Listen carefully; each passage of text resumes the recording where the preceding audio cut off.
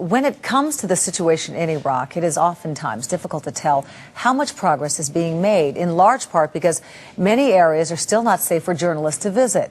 But Harry's in Iraq all week, and he got a special tour that gave him a first-hand look at how U.S. troops are making a difference. Harry, good morning.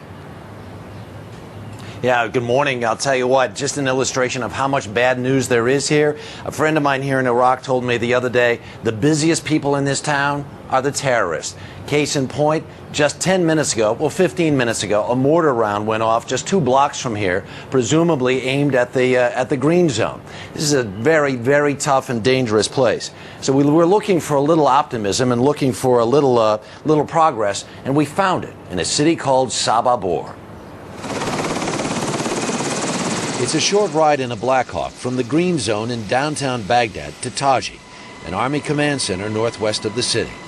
It's funny, I feel more confident flying with these guys in a combat zone than I do sometimes flying in the States. Soon we're going over emergency procedures as we're headed to Sabah Bor. This is Colonel David Thompson's outfit from the 4th Infantry Division. Sabah Bor is a work in progress. So where we're going today should be a smooth sailing, or? Hey Harry, there's no guarantees in this business, but I'll do my best. Yeah, it should be fairly smooth.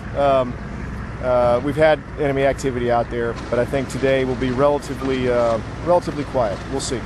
We headed to town in our armored Humvee, gunner up top at the ready. Local traffic pulls over.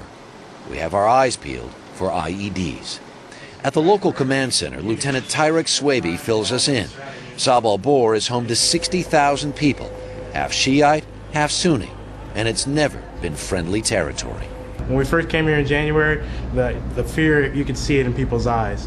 That they fear of you? Fear of the unknown. But now, the attacks have dropped down significantly. And the enlisted man sees it the same way. You know, you ask them how they like Americans, and they'd say, you know, they might not say anything to you, they might not even talk to you, or they'd say, you know, we really don't like Americans. But now, you know, we're doing a lot for these people, and, you know, they'd say, yeah, Americans are good.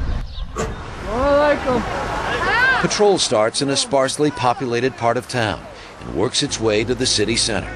These guys are armed to the teeth, but the most important thing they carry is candy. It's an image we haven't seen much in 3 years. Friendly faces, people eager to chat up an officer, even try out their English. What, me? Right now?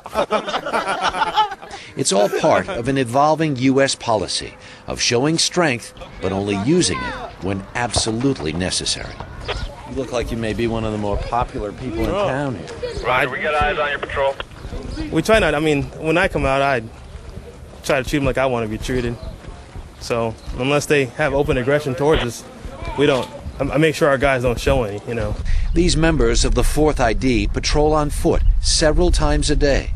They gain the trust of the people and maybe even find out where the bad guys are. You're in the middle of a success story. Well, we'll see when we get out of here how successful. History will tell us how successful we've been, but yeah. It hasn't been easy. Just a month ago, a bomb here killed 15 people. The guy drove his car up there, had lettuce in the back of it, opened his trunk, and attracted a bunch of people over there as if he was a vendor, walked away from his car, had it on a remote control device, and blew it.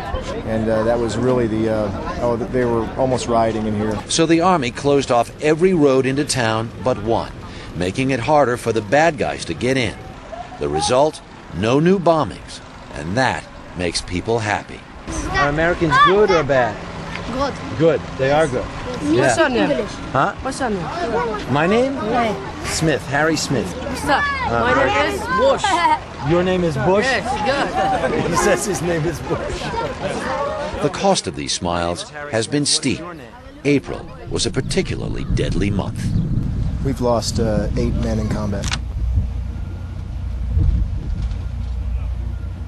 All great Americans. Still, Colonel Thompson is convinced the sacrifice is not in vain.